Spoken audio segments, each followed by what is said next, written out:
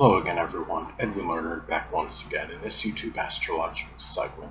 I'm going to be talking about the July 3rd, 2023 full moon in Capricorn, part 2 of 2. Now, this full moon is going to fall at 11 degrees Capricorn. As far as saving symbols go, this can be some revelation or unveiling of one having more street sense than one originally thought.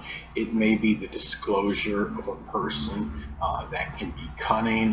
There may be some instances when a person that was trying to outmaneuver the law, maybe that was shrewd and cunning, is finally apprehended and incarcerated.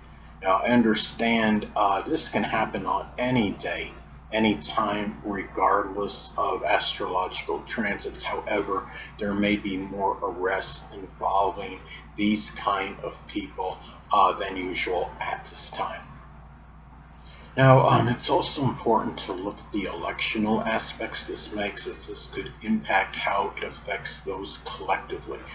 This is going to make a trine to Jupiter in Taurus. Now, one way this may be expressed is just being more fortuitous and lucky, ending something associated with this full moon in Capricorn transit. Now, let's say, for example, if one is ending a business or a career, as an example, more money may come the person's way. Let's say if a business is sold, the person may get more money than originally anticipated. If a career comes to an end, there may be more money. It could be in some retirement pay than he or she originally thought. Let's say, in other words, if a person is completing something Capricorn related, such as a project or associated with accounting, dentistry, or information technology, it may go better with that Jupiter in Taurus, persistence, patience, and determination. However, the opposition this full moon makes to Venus, which is connected with money, may suggest there can be a little bit of a delay in actually acquiring that money. It's also important to look at other electional aspects and transits that take place at this time, because they can be amplified and intensified because they're taking place at the same time as this full moon in Capricorn transit. Now, Venus in Leo is going to make a tight square to Uranus and Taurus. Now, by itself, the aspect can suggest more unpredictability in relationships, including shocking behavior. Venus in Leo may have grandiose expectations for important friends and romantic connections.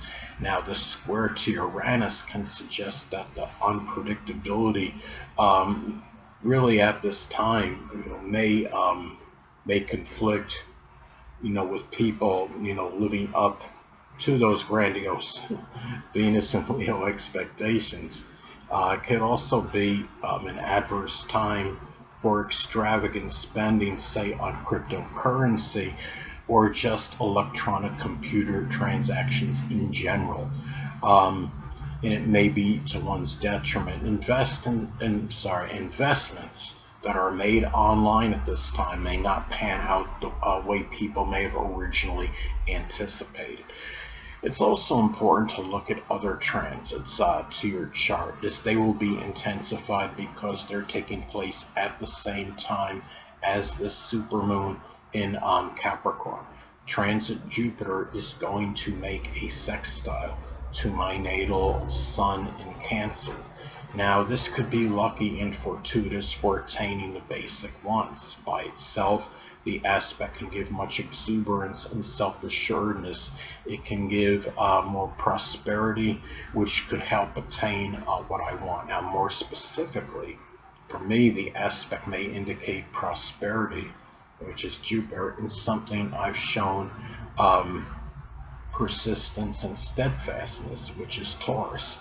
in solitude and seclusion, and the metaphysical, which includes astrology, the 12th house. And the sextile to my natal sun in Cancer can indicate having that drive and motivation, which is the sun, in doing so with much dedication and devotion and care, which is Cancer. Many people, that have graduated high school, are going to be in their summer vacation stage at this time. Now, this could be an ideal time to become more aware and ascertain career aspirations. The full moon is about awareness. It may allow many people collectively to become cognizant of something. Capricorn is associated with career-related ventures. This could be the ideal time for many to select a college course if it hasn't been done by now. It could be the starting point of one's eventual career and livelihood. The trine to Jupiter, which rules higher education, certainly doesn't hurt. Also, a loose trine will be made to Uranus by this full moon, which in Uranus governs the future. That can make it even more opportune time to come to this realization.